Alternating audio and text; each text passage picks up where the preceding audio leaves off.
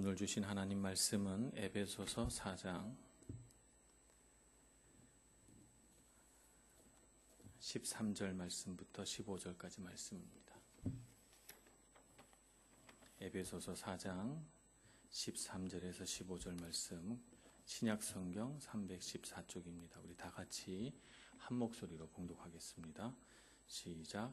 우리가 다 하나님의 아들을 믿는 것과 아는 일에 하나가 되어 온전한 사람을 이루어 그리스도의 장성한 분량이 충만한 데까지 이르리니, 이는 우리가 이제부터 어린아이가 되지 아니하며 사람의 속임수와 간사한 유혹에 빠져 온갖 교훈의 풍조에 밀려 요동하지 않게 하려 함이라. 오직 사랑 안에서 참된 것을 하여 범사에 그에게까지 자랄지라. 그는 머리니 곧 그리스도라. 아멘. 사람이 인생을 살아가는 목적을 모르고 살아가면 그처럼 어리석은 것이 없습니다.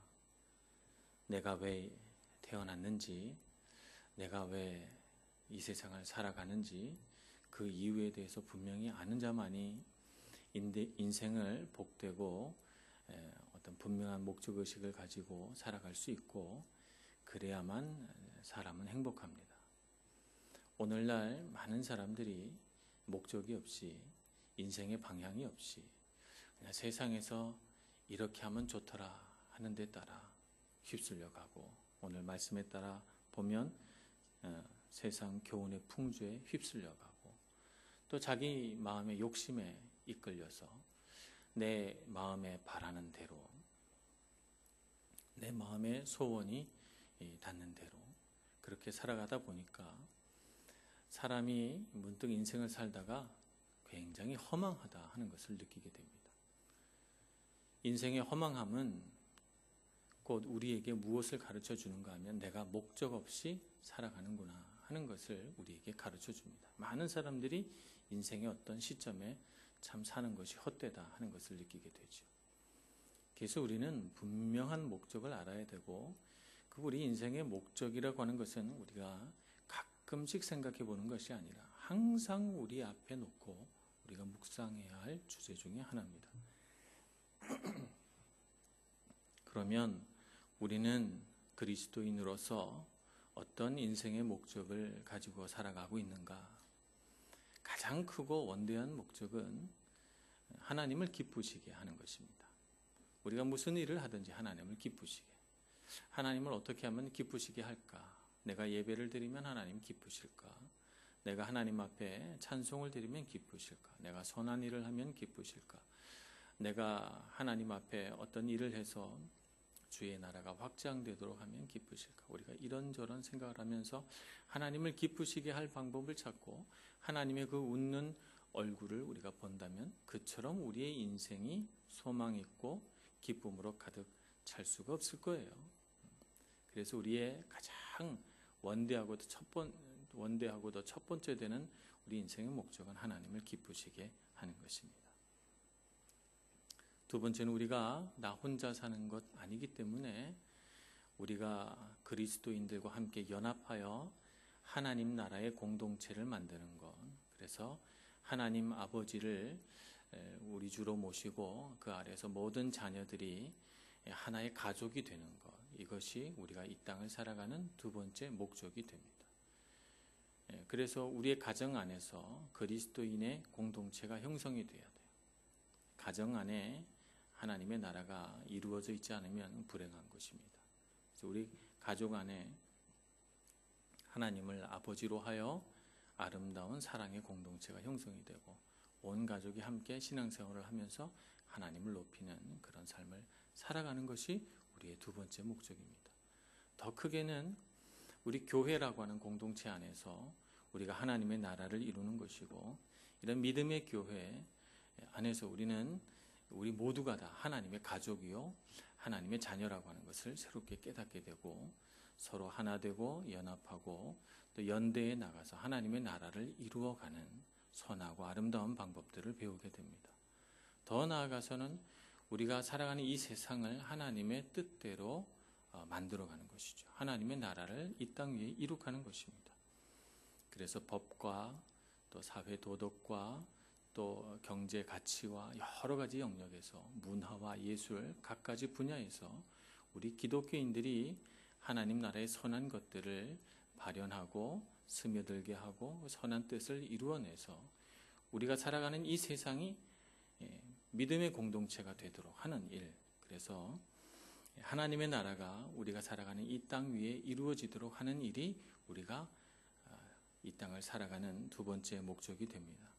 그러니까 우리가 무슨 직업을 갖고 있든 무슨 은사나 재주가 있든 그것을 가지고 어떻게 하면 내가 속한 곳에서 하나님의 나라, 하나님의 공동체가 만들어지게 할까 하는 것을 생각하는 것은 대단히 중요합니다. 세 번째는 우리가 예수 그리스도를 닮도록 창조되었다는 사실을 우리가 기억해야 됩니다. 창세기 1장 26절에 보면 우리의 형상을 따라 우리의 모양대로 우리가 사람을 만들자. 삼위일체 되신 하나님께서 서로 대화하시면서 주고받는 내용입니다. 우리의 형상을 따라 우리의 모양대로 사람을 만들자 해서 우리 사람을 만드십니다. 세상에 아름다운 피조물들이 참 많이 있습니다. 하나님의 상상력은 어찌나 놀라운지 우리가 정말 꿈꾸지 못할 아름다운 그런 풍경들과 기암괴석과 높은 산과 깊은 골짜기, 그리고 우리가 헤아릴 수 없는 깊은 바다와 그리고 아름다운 하늘과 또 광활한 우주를 하나님께서 창조하셨습니다. 그 안에는 무궁무진한 과학의 원리들 그리고 수학들이 숨겨져 있고 인간이 다 그것을 미처 발견해낼 수 없을 정도로 엄청난 하나님의 지식이 이 온 우주 만물에 가득 차 있습니다. 이렇게 우리가 세상을 바라보면서 감탄하고 경이롭게 여기고 야, 정말 하나님의 솜씨가 대단하다 이렇게 느끼지만 그러나 이 세상의 어떤 피조물도 하나님의 형상대로 창조되진 않았어요. 하나님의 형상대로 창조된 존재는 사람밖에 없습니다. 그래서 모든 피조물 가운데 가장 아름답고 귀한 존재가 바로 사람이라는 것을 우리가 알아야 됩니다.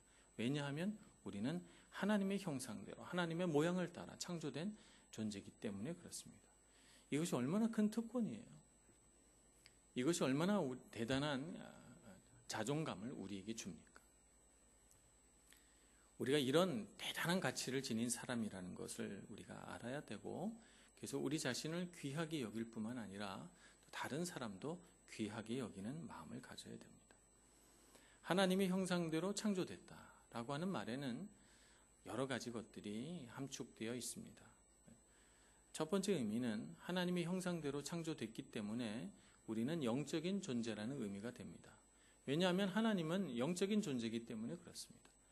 하나님의 본질은 영이시기 때문에 영적인 존재이기 때문에 하나님의 형상대로 창조되었다라고 하는 것은 우리가 비록 육체를 가지고 육신으로 이 세상을 살아가지만 우리 안에 가장 본질적인 요소는 사람이 사람 되게 하는 요소는 영이라는 사실입니다. 그래서 하나님께서 사람을 다 지어 놓으셨는데 사람이 살아있지 않았어요. 살아있는 살과 뼈를 다 갖고 있었지만 살아있지 않았어요. 그래서 그 코에 생기를 불어넣자 생영이 되었다. 성경에 보면 그렇게 되어 있습니다. 에스겔 37장에도 보면 하나님의 대언을 따라 마른 뼈들을 다 조립하여 사람의 모습을 다 만들고 뼈와 근육과 피부 조직이 다 달라붙어서 사람이 됐지만 살아있지 않았어요. 동서남북에서 하나님의 영을 불러 모아 그 마른 뼈로 된 사람들에게 불어 들어가자 그들이 살아있는 존재가 됐죠. 사람은 본질적으로 영적인 존재입니다. 그래서 영이 병들면 육신이 아무리 건강해도 그 사람은 병들게 돼 있습니다. 사람이 영이 맑게 살아있으면 아무리 육신의 질병과 질고를 겪어도 그 사람의 하는 일은 위대한 일을 해낼 수가 있어요. 몸은 죽어서 언젠가는 땅에 묻혀서 흙으로 다 변해갑니다. 너는 흙이니 흙으로 돌아갈지어다. 하나님께서 이렇게 말씀하셨어요. 그러나 우리의 영은 흙과 같이 되지 않습니다. 우리의 영은 죽어서 하늘나라로 올라갑니다. 하나님의 품에 가게 돼 있죠.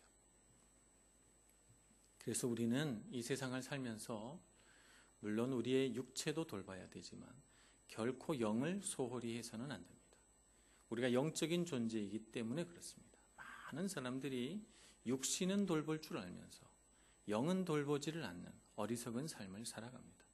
그래서 육신은 호의호식하고 기름지고 아름답게 되어 있는지 모르지만, 그러나 하나님의 눈으로 꿰뚫어 보는 그 영은 부패하고 썩어 문드러져서 죽을 지경에 이른 것을 보게 됩니다. 오늘 우리는 우리가 영적인 존재라고 하는 것을 알고 우리 영을 보살필 줄 아는 믿음을 가져야 되겠습니다. 우리가 하나님의 형상을 따라 창조되었다라고 할 때 우리는 하나님처럼 지적인 존재로 창조됐다는 것을 의미합니다. 하나님 안에는 많은 지식이 있어요.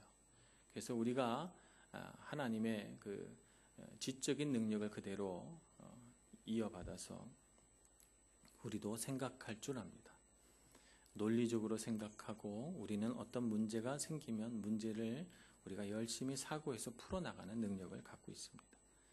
하나님께서 왜 이런 능력을 우리에게 주셨는가 하면 하나님께서 지으신 이 세상을 다스리라고 그런 능력을 우리에게 주셨죠. 그래서 우리는 하나님께 청지기로 부름받아서 이 세상을 다스립니다. 하나님께서 주신 지적인 능력을 가지고 생각하고 사고하고 연구하고 해결합니다. 그래서 하나님께서 주신 물질을 관리하여 하나님 앞에 영광을 돌리고, 하나님께서 주신 이 세상의 이런저런 자원들, 물질적인 자원, 영적인 자원, 지적인 자원들을 잘 관리하여 하나님 앞에 영광을 돌려야 할 책임이 있습니다. 우리가 그렇게 하나님께 지적인 존재로 지음받았기 때문입니다. 하나님처럼 우리도 관계를 중요시하도록 창조되었습니다. 하나님은 성부와 성자와 성령 하나님 이 세 분이 아름다운 사랑의 관계 안에 있어서 서로 완전히 분리되어 있지만 또 완전한 하나를 이루셔서 그 사랑의 관계 안에서 서로 한 목적으로 일하고 계십니다. 이것이 완전한 사랑인데 하나님께서 우리에게도 그런 관계 안에 살아가도록 우리에게 능력을 주셨죠. 그래서 우리는 서로 사랑하면서 살아가도록 창조되었습니다. 사랑하지 않고 사랑과 관계를 끊고 살아가는 사람은 대단히 불행한 사람이고, 그 사람은 하나님께서 지으신 목적을 도무지 성취해낼 능력이 없다라고 해도 과언이 아닙니다. 그래서 우리가 영적인 능력을 쌓을 때 산속으로 올라가서 혼자 수양해가지고 능력을 쌓을 수가 없습니다. 기독교는 세상 속으로 나아가는 종교고, 관계 안에서 영성을 획득하는 종교고, 관계 안에서 하나님의 사랑을 이룩해낼 때 참된 영성을 발휘하는 그런 종교입니다. 진정한 사랑은 우리에게 무엇을 가져다 주는가, 무엇이 옳은가 그른가를 판단할 수 있게 해줍니다. 하나님의 사랑이 깃들여져 있으면 그것이 선입니다. 우리는 세상이 주는 도덕관념에 따라서 무엇이 옳고 그르고 하는 것을 세상의 기준에 따라서 판단합니다만 천만의 말씀입니다. 이 세상에 선하고 아름다운 것은 하나님의 사랑의 빛으로 볼 때 사랑이면 선이고 사랑이 아니면 악이고 그렇게 되는 것입니다. 제 아무리 능력이 많고 재산이 많고 세상에서 쌓을 높은 지식을 쌓아서도 사랑이 없으면 우리 고린도전서 13장에 따르면 울리는 꽹과리와 같고 아무 소용이 없는 것입니다. 사랑이 선이고 하나님은 그 사랑 안에 거하도록 우리를 창조하셨다라고 하는 것을 우리는 알아야 합니다. 이렇게 하나님의 형상대로 창조된 우리는 하나님의 형상대로 살아가야 할 텐데, 안타깝게도 우리 처음 아담이 죄를 지어 우리는 우리의 영이 하나님의 형상대로 살아가지 못하게 되는 그런 불행을 겪었습니다. 그러나 예수 그리스도 둘째 아담이신 예수님이 우리에게 오셔서 보이지 않는 하나님의 형상을 우리에게 가르쳐 주시고 우리로 하여금 그 형상을 회복할 길을 열어주셨죠. 그래서 그분의 십자가 사랑을 통해서 우리는 우리 능력으로 도저히 회복할 수 없었던 하나님의 형상을 회복하는 길을 알게 됐고, 그분을 따라가면 하나님의 형상을 이룰 놀라운 그런 은혜를 우리가 경험하게 됩니다. 그래서 우리가 이 세상을 살아갈 때 우리 자신이 하나님의 형상을 회복한다고 하는 것은 대단히 중요한 문제예요. 우리는 하나님의 자녀이기 때문에 하나님의 형상을 회복해야 되고, 하나님의 형상을 회복한다고 하는 것은 예수 그리스도, 하나님께서 인간의 몸을 입고 이 땅에 내려오신 그분의 모습을 닮아가는 것이 하나님의 형상을 회복하는 것입니다. 근데 많은 사람들이 하나님의 형상을 회복한다고 할 때 오해가 있을 수 있습니다. 하나님의 형상을 회복한다 하는 것을 내가 하나님이 된다라고 하는 것으로 착각하고 있지는 않은가. 사탄은 창세기 3장에서부터 우리 인류를 끊임없이 유혹합니다. 거짓말로 유혹합니다. 어떻게? 너희 눈이 밝아져 하나님과 같이 될 수 있다고 우리를 유혹합니다. 그래서 끊임없이 우리에게 하나님이 되는 방법을 가르쳐 줍니다. 내가 주인 되고, 내가 하나님 되고, 내가 중심 되고, 내가 높아지고, 이런 것들을 자꾸 우리에게 가르쳐 주죠. 그 거짓말과 유혹을 끊임없이 우리에게 줍니다. 그와 동시에 우리 안에는 끊임없이 하나님과 같이 되려는 욕구가 있어요. 그래서 이 욕구와 사탄이 거짓말이나 혹은 유혹과 만나게 되면 우리는 하나님이 되려고 하는 말도 안 되는 시도를 하게 됩니다. 그래서 내가 내 주변의 모든 상황을 내가 하나님이 되어 통제하려고 합니다. 내가 조종하려고 하고 내 마음대로 하려고 하고, 심지어는 내 가까운 데 있는 사람들, 내 사랑하는 사람들도 내 마음대로 조종하고 싶어요. 내 마음에 드는 대로 말이죠. 내가 하는 게 선이 아닌데 말이에요. 나는 분명 병든 존재고 나는 분명 죄인인데 마치 내가 하나님이라도 된 것인 양 내가 원하는 대로 행동하게 하고 내가 원하는 상황을 만들려고 하고 내가 원하는 대로 마치 내 손가락에 걸려있는 인형들을 내가 마치 조종하는 사람들처럼 내가 원하는 대로 잡아당겼다 혹은 풀어줬다 하면서 내가 원하는 대로 상황을 만들어 가려고 합니다. 이것은 하나의 교만이고 조금 더 심하게 말하자면 하나님을 향한 배반입니다.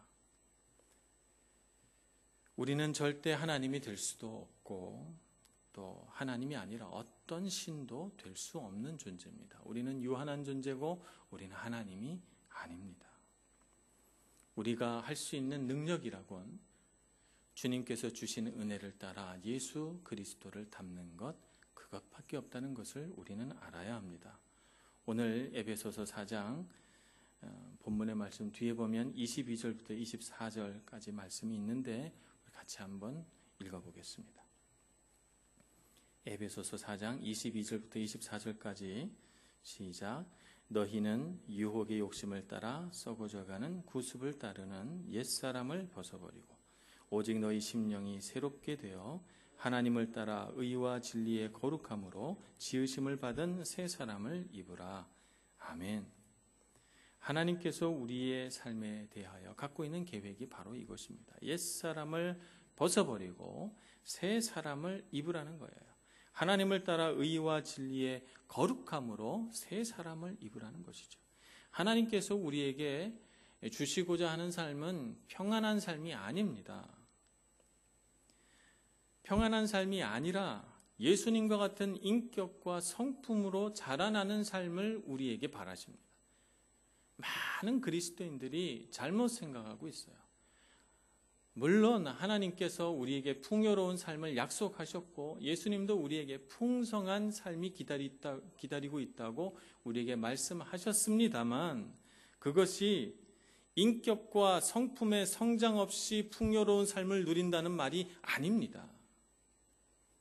예수님과 같은 인격과 성품을 따라 성장해 나가고 하나님의 형상을 닮아갈 때 우리에게 그와 같은 풍성함이 있다는 것이지 그런 것을 추구하지도 않고 바라지도 않고 애써 노력하지도 않은 채 그런 풍요롭고 편안하고 넘치는 복이 우리에게 넝쿨째 들어오리라고 생각하는 것은 대단한 오해입니다.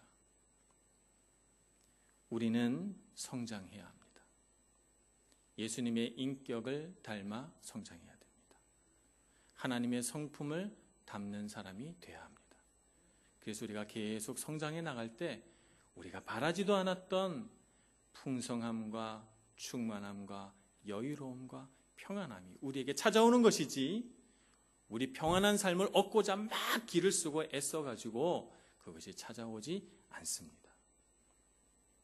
예수 닮는 길이 복받는 길이라는 것을 분명히 깨달으시는 저와 여러분이 될 수 있기를 소망합니다. 그러면 어떻게 성장할 것인가? 성장의 통로는 두 가지입니다. 하나는 말씀을 통해, 하나는 관계를 통해, 이 두 가지를 통해서 성장합니다. 말씀 안에 놀라운 하나님의 지혜가 숨겨져 있습니다. 산상수훈의 말씀을 우리가 읽고 또 읽어도 정말 그 말씀의 깊이를 다 헤아릴 수가 없어요. 마태복음 5장에서 7장까지 우리는 그 풍성한 하나님의 은혜의 말씀들을 누릴 수 있습니다. 성령의 열매를 맺으라고 갈라디아서 5장에 말씀하십니다. 성령의 열매를 보면 다 인격과 성품에 대한 것들이에요. 성령의 열매를 맺고자 우리가 노력할 때 말할 수 없는 하나님의 능력과 은혜를 경험하게 됩니다. 고린도전서 13장의 말씀을 많이 묵상하면 사랑이라고 하는 것이 얼마나 깊은 영성을 담고 있는가 하는 것을 깨닫게 되고 정말 진정으로 완전한 사랑을 이루기 위하여 분투하는 삶을 살아갈 수 있게 됩니다. 그래서 우리는 성장해 나가려면 말씀의 빛이 항상 내 발 앞에 있게 해야 됩니다. 말씀을 떠나서 성장할 길이 없어요. 그렇기 때문에 우리는 말씀을 많이 들어야 하고 말씀을 많이 읽어야 하고 말씀을 많이 묵상해야 합니다. 말씀을 떠나서는 우리가 성장하고 자라날 수가 없기 때문입니다. 말씀 안에 거해야 됩니다. 그러니 여러분, 하나님의 말씀을 손에서 놓지 않으시는 여러분 되시길 바랍니다. 두 번째는 관계를 통해서 성장해 갑니다. 관계 안에는 많은 요소들이 있어요. 관계 안에 우리는 갈등을 경험합니다. 어떤 관계도 갈등이 없는 관계는 없어요. 모든 관계 안에는 갈등이 있습니다. 갈등은 관계가 잘못됐다라고 하는 것을 우리에게 가르쳐 주는 것이 아니라 갈등은 우리가 성장해야 될 필요가 있다는 사실을 가르쳐 줍니다. 관계를 통해서 우리는 사랑합니다. 사랑하고 사랑하는 만큼 아파하고 또 사랑하고 사랑하는 만큼 실망하고 또 사랑하고 사랑하는 만큼 상처받고 그러면서 우리는 사랑에 대하여 배워가고 인격이 자라나게 되고 성품이 넓어지게 되고 우리는 하나님 형상을 따라서 예수 그리스도를 닮아가는 길을 걸어가게 되는 것입니다. 우린 관계 안에서 이런저런 것들을 시도합니다. 하나님의 말씀이 정말 우리의 삶 가운데 실제적으로 유효하고 능력이 있으며 분명한 영적인 영향력을 가지는가 하는 것을 우리 관계 안에서 시도해 볼 수 있습니다. 말씀을 관계에 적용시켜서 관계가 하나님의 뜻대로 변화되도록 애쓸 때 우리의 관계는 달라집니다. 계속해서 우리는 갈등을 겪고 계속해서 우리는 관계 안에서 실망과 아픔을 갖겠지만 그러나 말씀을 통해서 우리의 관계는 성숙돼 가고 자라나게 되고 우리는 더 깊고 신령한 관계를 맺게 될 것이기 때문에 그렇습니다. 그래서 우리는 관계를 통해서 성장해 갑니다. 그러니 여러분 관계를 소중하게 여기시길 바랍니다. 많은 사람들이 제가 전에도 한번 말씀을 드렸지만 관계를 맺다가 상처받을 것 같으면 도망가요. 도망가면 안 됩니다. 관계를 통해서 아픔을 겪고 괴로움을 겪고 시련을 겪고 그 안에서 성장해가는 방법을 택해야 되는데 많은 사람들이 도망가서 새로 시작해요. 새로 시작하면 또 반복하죠. 참 어리석은 삶이라고 볼 수가 있습니다. 우리의 기도가 잘 응답되지 않는 이유가 뭘까요? 우리가 이렇게 하나님을 잘 믿으려고 노력하는데 왜 우리의 삶에는 시련이 끊이지 않을까요? 왜 우리 앞에는 계속해서 어려움이 있는 것일까요? 하나님께서는 우리가 잘 먹고 잘 살아가는 것이 우리를 이 땅에 보내신 하나님의 뜻이 아닙니다. 잘 먹고 잘 살아서 배 두드리며 편하게 누워서 살아가는 삶을 살으라고 우리를 이 땅에 보낸 것이 아니고 인격과 성품이 성장하여 예수 그리스도 닮는 것을 보고 그것을 기뻐하시기 위해서 우리를 이 땅에 보내신 것입니다. 그래서 우리는 이 땅을 살아갈 때 우리가 겪게 되는 수많은 시련과 아픔과 도전을 통해서 자꾸 자라나야 합니다. 그러면 우리는 능력 있는 사람이 되고 예수 그리스도를 닮게 되고 하나님의 말씀을 우리의 영과 우리의 삶에 채우게 돼서 하나님의 형상을 우리의 삶 가운데 온전히 이루어내고 많은 사람들이 우리 삶을 바라보고 하나님의 살아계심을 믿게 되고 하나님께 영광 돌리게 되는 것입니다.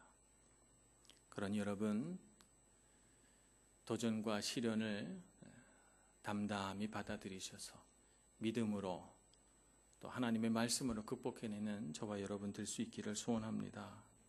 그렇게 인생의 도전을 이겨내도록 성령께서 우리를 도우십니다. 성령께서 우리 마음 가운데 오셔서 우리의 삶 가운데 능력 있게 되도록 우리 영 안에서 역사하십니다. 성령 하나님의 도우심을 받아서 우리는 몇 가지 것들을 해낼 수가 있습니다. 첫째는 우리 인생을 믿음으로 도전해낼 수 있는 용기를 내게 됩니다. 여호수아가 요단강을 건너갈 때 하나님께서 그에게 요단 강물에 발을 담그라 이렇게 말씀하셨어요. 그래서 제사장들이 하나님의 언약궤를 어깨에다 메고 요단 강물에 발을 내딛기만 하면 요단강이 그칠 것이라고 말씀하셨어요. 요단강은 그대로 흐르고 있습니다. 그냥 멈춰서 쌓아놓고 건너가라 하면 좋을 텐데 하나님께서는 그냥 요단강이 흐르는 채로 여호수아에게 일단 발을 내디뎌 요단강물에 발을 디뎌보라고 말씀하시는 거거든요. 근데 많은 사람들이 이 믿음의 도전을 해보려고 하질 않아요. 상식적으로 안 일어날 것 같고 내가 경험해보지 못했고 그런 일은 일어날 것 같지 않기 때문에 믿음의 도전을 해보지를 않습니다. 한 번만 해보면 되는데 말이죠. 믿음의 도전을 해봤더니 요단강이 그치고 켜켜이 쌓아 벽을 이루고 이스라엘 군사는 그 마른 땅을 건너서 가나안 땅을 올라가게 됩니다. 여호수아의 일생에 있어서 이 요단강을 건너는 사건은 단 한 번밖에 없었지만 그러나 그의 영적인 세계에서는 또 다른 요단강을 수없이 맞닥뜨리게 되고 그는 그 수없는 요단강의 어떤 장애물 앞에서 처음 요단강을 건넜던 그 경험을 되살려서 믿음의 발걸음을 탁 내딛게 되는 것입니다. 한 번만 경험하면 믿음의 도전을 한 번만 경험하면 그는 다음에도 또 도전할 수 있게 되고 다음에도 또 이겨낼 수 있게 되는 것입니다. 오늘 우리도 예수님 따라 성장해 가는 그 길에 발걸음을 내디딜 수 있기를 소망합니다. 한 걸음만 내디디면 그 길이 얼마나 복되고 좋은 길인가 하는 것을 알게 됩니다. 두 번째는 옛사람을 벗어버려야 합니다. 오늘 에베소서 4장 22절의 말씀처럼 유혹의 욕심을 따라 썩어져가는 구습을 따르는 옛사람을 벗어버려야 돼요. 내가 늘 생각해오고 내가 익숙하게 행동해왔던 옛사람의 그 잘못된 방식들을 버려버리는 그런 삶을 살아가야 합니다. 많은 사람들이 마음을 새롭게 하지 못하고 옛날 습관과 옛날 사고방식을 버리지 못한 채 그대로 살아가니까 변화가 없는 것입니다. 세상도 끊임없이 변하는데 이 죄악된 세상도 끊임없이 변하는데 내가 뭐라고 내가 얼마나 능력이 있다고 나는 아무것도 변하지 않은 채 세상을 나한테 맞추려고 합니까? 대단히 어리석은 생각이죠. 우리는 끊임없이 성장해 나가야 되는데 성장하는 가장 좋은 방법은 끊임없이 나의 옛 자아를, 옛 모습을, 옛 사람을 자꾸 벗어버리고 버려버리는 것입니다. 여러분, 그래서 어떤 상황에 놓이면 가장 먼저 내가 익숙하게 발휘하고 내가 익숙하게 반응하던 나의 행동들을 그쳐야 합니다. 그것부터 그만둬야 됩니다. 새로운 방식, 하나님께서 원하시는 새로운 생활 습관을 갖도록 애써야 하고 새로운 사고방식을 가져야 하고 새로운 관점을 갖도록 주님 앞에 기도하시는 여러분들 되시기를 바랍니다. 그래서 결국 우리가 목표하는 것은 세 번째, 거룩한 습관을 만들어야 합니다. 이것이 바로 우리 견고한 믿음의 기반이 됩니다. 거룩한 습관을 갖고 있는 사람은 사탄이 우리의 마음을 흔들려고 해도 요동치지 않고 잘 넘어지지 않습니다. 거룩한 습관을 갖고 있는 사람은 인생의 거센 도전 앞에서도 흔들림 없이 잘 이겨낼 수 있습니다. 요동치지 않는 사람이 되지요. 그래서 우리는 거룩한 습관을 가져야 합니다. 우리가 예수님을 닮아 성장해 가는 길은 대단히 길고 느린 과정입니다. 온전히 우리가 성장해 가는 것이고 눈에 잘 띄지 않고 우리 평생을 통해서 성장해 가야 합니다. 많은 사람들이 내가 이렇게도 노력했는데 내가 이렇게 했었는데 왜 내 주위의 사람들은 안 변하냐고, 왜 내 삶은 그대로이냐고 이렇게 한탄합니다만 그것이 끝이 아닙니다. 우리는 눈을 감아 주님 앞에 이르는 그날까지 정말 사력을 다해서 자라나기로 결정해야 되고, 그것은 우리에게 매 순간 우리의 한계를 시험할 것이고, 내가 여기까지 했는데 더 해야 된단 말인가 하는 의문을 우리에게 계속 던져주지만, 그러나 계속해서 우리가 우리 성장의 한계에 도전하지 않으면 우리는 성장해 갈 수가 없다는 사실을 알아야 합니다. 그러므로 그만두고 싶다라고 생각할 때, 그때가 바로 내가 잘못한 때이고 내가 변화될 때이고 내가 성장할 때이라는 것을 깨달으시고 성장해 나가기 위해서 오늘도 하나님 앞에 힘을 다하여 기도하시고 예수 닮는 삶으로 열심히 걸어가시는 여러분들 되시기를 간절히 축원합니다. 기도하겠습니다. 자비로우신 하나님, 오늘 이 저녁 저희를 부르셔서 말씀 앞에 서게 하시니 감사합니다. 우리 마음과 정성을 다 쏟아서 말씀 앞에 서게 하시고 관계에 헌신하게 하시고 힘을 다하여 자라나 예수 그리스도의 충만한 데 이르기까지 성장해 나가는 저희들 되게 하여 주옵소서. 그렇게 성장해 나갈 수 있도록 성령 하나님 오셔서 우리에게 용기를 북돋아 주시고 우리에게 능력을 주시고 우리에게 하나님의 풍성한 사랑을 공급하여 주시옵소서. 예수님의 이름으로 기도합니다. 아멘.